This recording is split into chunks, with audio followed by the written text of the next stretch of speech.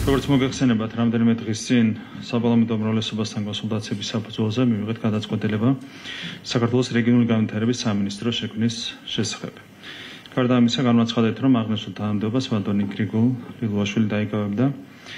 გასული დღეების განმავლობაში ჰქონდა კონსულტაციები გრიგოლ ლილუაშვილთან და გაირკვა, რომ ჰქონდა განსხვავებული მიდგომები სამინისტროს საქმიანობის პრინციპებთან, მათ შორის სამინისტროში გასატარებელ საკადრო პოლიტიკასთან დაკავშირებით.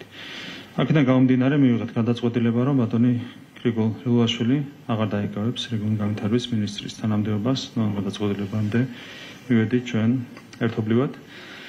საქართველოს რეგიონული განვითარების მინისტრად დაინიშნება ბატონი კახაბერ გულედანი.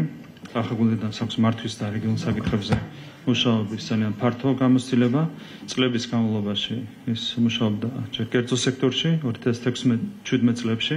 ის იკავებდა საქართველოს რეგიონული განვითარებისა და ინფრასტრუქტურის მინისტრის მოადგილის თანამდებობას.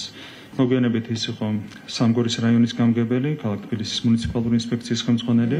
კახა გულედანი დღემდე იკავებდა თბილისის მერის მოადგილის თანამდებობას. მე მინდა წარმატებები უსურვო ბატონ კახა გულედანს საქართველოს რეგიონული განვითარების მინისტრის თანამდებობას.